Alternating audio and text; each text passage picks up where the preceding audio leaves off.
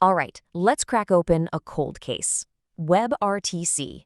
For years, this technology promised a total revolution in how we communicate online. But for the developers actually trying to build with it, well, it was a notoriously tough code to crack. Today, we're going to investigate how a complete change in perspective finally brought some clarity to all that chaos. Okay, let's dive right in. We're opening the case file on the early days of WebRTC, a time from about 2011 to 2015 that people now call the plumbing era. See, when Google open-sourced it, the dream was amazing. Video calls, right in your browser, no plugins, no fuss. But by 2015, the reality was, well, it was that every single developer had to basically become a low-level network engineer just to get a signal from point A to point B. And this quote just hits the nail on the head. Developers weren't spending their time building cool features or thinking about the user experience. Nope. They were stuck in the basement, wrestling with the pipes, trying to figure out why a call just dropped. It was a huge barrier to actually getting anything built.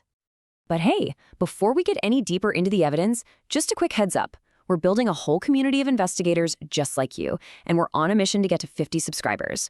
Once we hit that goal, we're going to unlock a special live session to break down more cases just like this one. Your support really helps us do what we do. Thanks.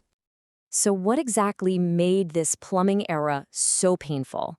Let's take a closer look at the crime scene. What did it actually take to make two people see and hear each other online back in 2015? The answer, in short, was a ton of manual labor. Okay, check this out. This table really shows just how much manual work we're talking about. You had to manually handle something called the Session Description Protocol, or SDP, which was the super fragile text exchange. One typo and the whole thing fails.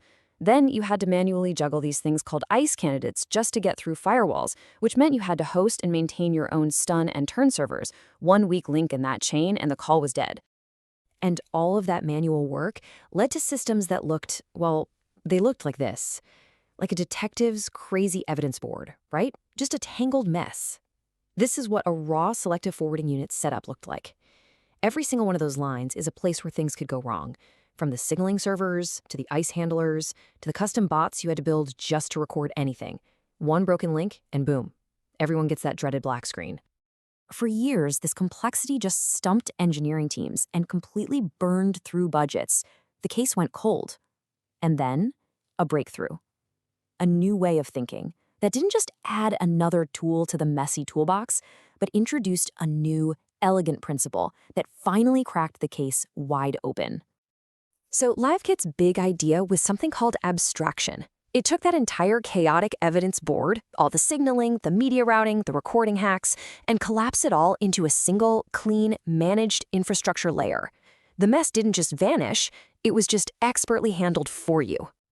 And the way they did it is really clever. They split everything into two parts. You've got the control plane, which is like the brain. This is where your application logic lives. It decides who's in the room and what they can do. And then you have the media plane, which is the muscle. This is LiveKit's powerful SFU, and its only job is the heavy lifting of routing all the audio and video. So your app tells the muscle what to do, but it never has to lift the weight itself. So how does this actually work in practice? What's the MO? Well, this is where a simple backend, like one written in Python, can step in and basically run the whole show without ever getting its hands dirty with the raw media streams. The flow is actually beautiful in its simplicity. First, your Python backend makes a quick API call to set up a room. Then it generates a secure access token. Think of it like a keycard for the call that says who you are and what you're allowed to do. Then, and this is the magic part, the client uses that token to connect directly to the media plane. All the heavy video and audio traffic goes straight there, while your backend can still orchestrate things like muting a user without ever having to process a single video packet. Now, this new way of thinking doesn't just make things easier. It unlocks some seriously powerful features, stuff that used to take huge engineering teams months or even years to build. Problems that felt impossible are now solved with a single line of code. First up, simulcast. You know how in the old days, if one person in a call had a terrible connection, the video quality would just tank for everyone? Simulcast fixes that. With Simulcast, your device sends multiple versions of your video, like high, medium, and low quality, all at the same time. And this is why it's such a game changer. The SFU acts like a smart traffic cop. It sees your friend on a big desktop with a great connection and says, yep, you got the high quality stream.